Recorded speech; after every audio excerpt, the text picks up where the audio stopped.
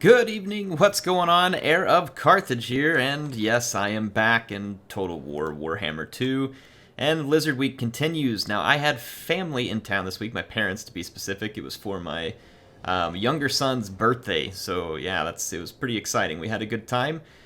Didn't get to play a ton of battles, but fortunately I got an awesome community who is there on the Discord, and they are posting these replays. If you want a chance for your replay to end up on the channel, get into the Discord and post it in the replay thread. Thank you to those who are doing that. It really helps me out a lot. Plus, it gives you all a chance to see different playstyles besides my own.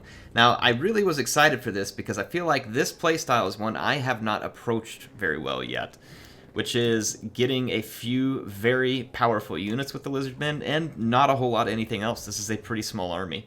This is a 600 unit count army with Lord Mazdamundi on Zlok. And then we've got a Feral Carnosaur, the Umbral Tide, and an Ancient Salamander, one Cold One Spear Rider. There are 2 Skinks with Javelins, and then 4 Saurus Warriors. And they're going up against a Morathi Death Hag build, along with a War Hydra. And these can be kind of a pain. This one's pretty well supported. There's a unit of Shades, there's a unit of Dark Shards, and then 2 Cold One Knights to support as well. Plus, there are a couple of Black Art Corsairs in the back line that poke a lot more punch into a fight when they get into it. Morathi, now remember, she with her Heartrender and Dark Sword, and I don't remember the name of her other ability, she can massively debuff units. You have to be very careful. And she also has anti-large. She doesn't have a lot of armor. She can end up dead really quick in a fight, but if she gets the right fight, you cannot underestimate her. She can actually kill lords where you wouldn't expect it. Especially if she uses a good Soul Stealer, she's around the Death Hag, and has the right support. Do not underestimate Morathi's capabilities. Now, a Dark Rider over here gets a great shot on these Skinks, and one of the 3 Black Art Corsairs is going to come in here and absolutely mop them up. Now, meanwhile, the Ancient Salamander, what do you use these guys for? I've seen different uses, and they have several uses. Right now, it's being used against the Dark Shards, and honestly, to pretty good effect. Got nice explosive damage, and he is getting some big-time damage done. You can see that Mazdamundi and Zlok are going to come forward to support the main infantry fight. The War Hydra is going to come forward, but remember the War Hydra has the Regenerate ability, which means it's weak to fire. And it gets just crapped on by the Umbral Tide with every volley that comes in. But, you know, Morathi's not having us. Look at this here. The Black Art Corsair is really putting a beating down on the Saurus. And were it not for the presence of Mazdamundi, would be able to break through. Now, over here, you've got a fight that's going very well. Morathi pops in, and it's going to really debuff these units. But there's going to be some Saurus to come over and support, and then the Carnosaur gets over here to start holding these guys down. And look at the support from Mazdamundi. Absolutely clutch here. Dropping that Banishment in, and it does a ton of damage. So a nice play by Mazdamundi, who wouldn't normally be considered a threat against large. And just look at this, the Umbral Tide ushering the War Hydra right on out. Ushering it right on out of the battle. And then Mazdamundi using his decentish speed, though it's hard for anything to be fast when carrying a 2-ton toad on your back. But it manages to work, and he gets into the Shades.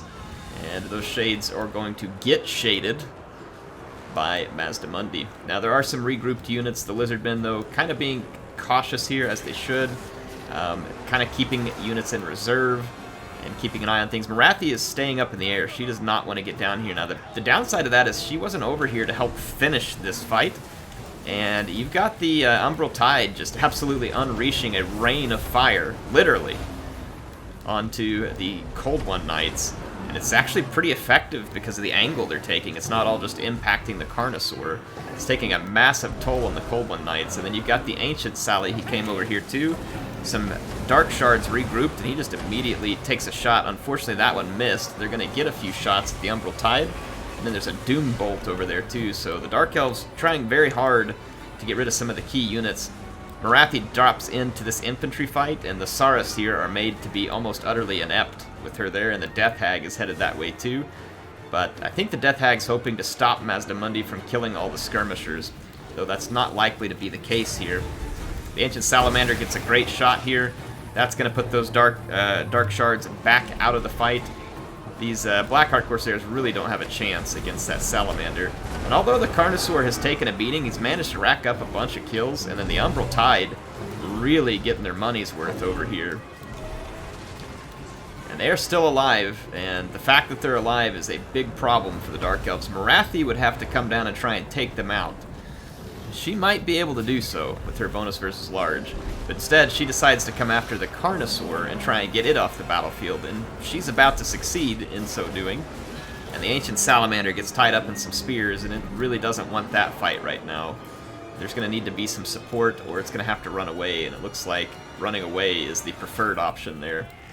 Now, Mazdamundi ends up fleeing back because the Shades regrouped, and he's being pursued by a Death Hag, and he decides to come back for the infantry fight. This is where you want Mazdamundi, slamming into the back of an infantry fight.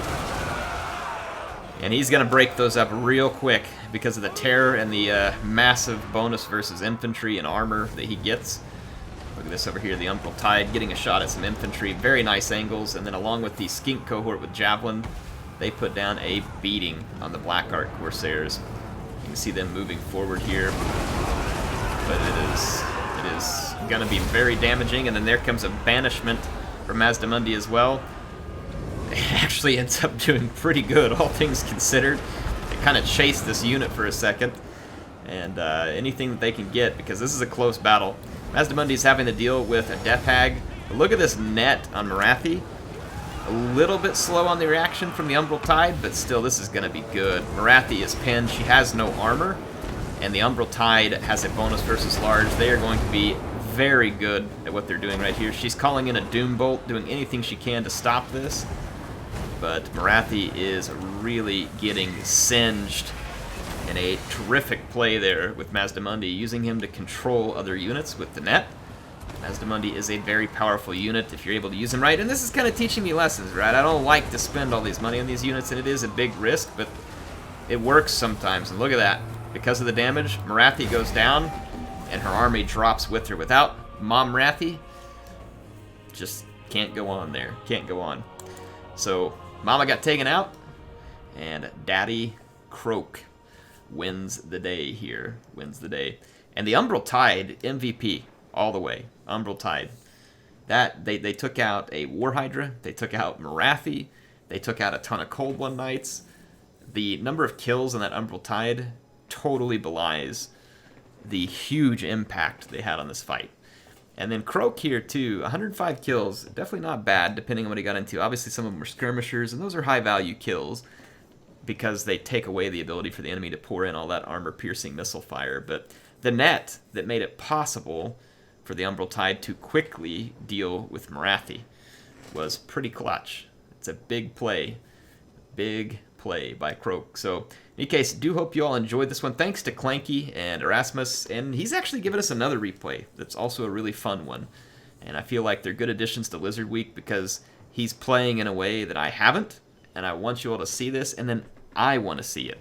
This is good for me because it's really good for you to think outside the box. And you know what? When you're one person, it's sometimes hard to think outside the box because your brain is wired a certain way. And that's just the way it works. And so it's always good to kind of see some of the creativity of others. Hey, if you all enjoyed this video, do me a favor. Head up there, click the like button. And if you're not subscribed, please subscribe. It helps me out a lot. Small thing, but it's a great way to support the channel. I appreciate you being here. HeirofCarthage, signing out for now. I will see you soon.